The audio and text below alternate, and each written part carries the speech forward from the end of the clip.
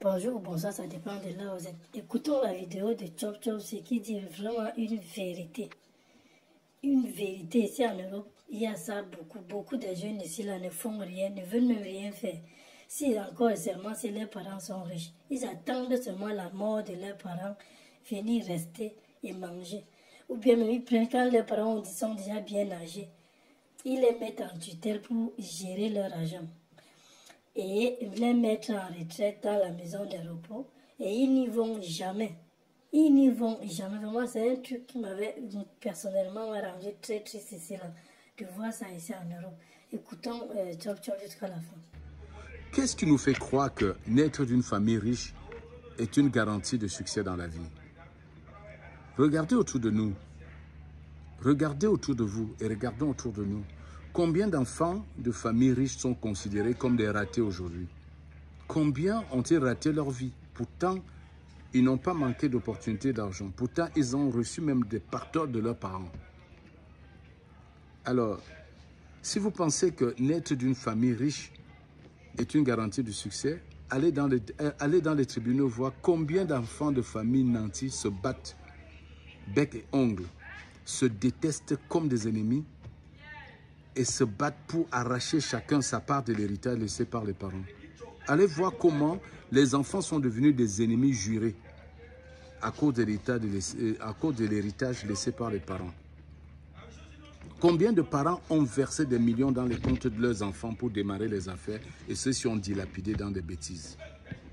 Combien d'enfants ont même volé des millions à leurs parents pour aller faire la fête, pour aller tourner avec les filles en boîte de nuit, pour dilapider? Combien de parents sont fatigués de relever leurs enfants qui tombent tout le temps? Combien ont même ouvert des entreprises confiées aux enfants et ils ont dilapidé? Donc, naître d'une famille nantie n'est pas une garantie de succès. Chacun vient avec son attitude. Chacun vient avec son état d'esprit. Et l'état d'esprit de conquérant de Dangote, il a découvert à l'école primaire. D'après ce que je sais de son histoire, il a découvert à l'école primaire son sens des affaires. Lorsque son grand-père Sanusi Dantata partageait l'argent de poche, Aliko Dangote réinvestissait son argent de poche en achetant des friandises qu'il revendait pendant la récréation à l'école. Il retournait dans les boutiques de son grand-père acheter des choses qu'il revendait à l'école. Et cet esprit a grandi en lui, du primaire au secondaire jusqu'à l'université. Et aujourd'hui, on est étonné qu'il soit le magnat des affaires. Même s'il a hérité de son grand-père ou de son père, je n'étais pas là quand les deux l'amouraient, ça veut dire au moins qu'il a eu le mérite de fructifier cet héritage. Mais combien ont transformé les héritages en champs de ruines? Regardons autour de nous.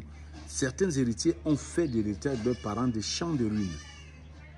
Aujourd'hui même, quand certains parents meurent, les enfants qu'ils ont envoyés à l'étranger, dès qu'ils apprennent la mort de leurs parents, ils décrochent le téléphone. Pas pour appeler la famille pour savoir ce qui se passe, pour appeler d'abord l'avocat. Il dit, hey, maître, mon père vient de mourir. Prépare-toi déjà, on va bagarrer. Vous voyez un peu, vous voyez où on en est. Donc ce n'est pas l'héritage qui peut faire de toi un multimilliardaire. C'est ton état d'esprit. C'est la personne que tu es qui fera de toi un multimilliardaire. Qui fera de toi le futur Dangote. La quantité d'argent n'a rien à voir. Il y en a qui sont partis de familles pauvres, très pauvres, ils sont multimilliardaires. Restons au Nigeria et citons Tony Elumelu. Sa mère est une petite commerçante. Il accompagnait sa mère dans les marchés. Aujourd'hui, il est propriétaire d'une grande banque. On peut citer au Cameroun, mais je m'arrête là. Moi, je peux donner l'exemple. L'exemple de notre CEO Emile Parfait Sim qui quitte de nulle part pour être ce qu'il est là maintenant. Nous aussi, pourquoi on ne peut pas suivre les pas sans toutefois les copier de la tête jusqu'aux pieds? Non. Ou bien attendre l'héritage de nos parents pour être milliardaire ou millionnaire. Non. Il faut avoir ton propre argent. Chercher ton propre argent.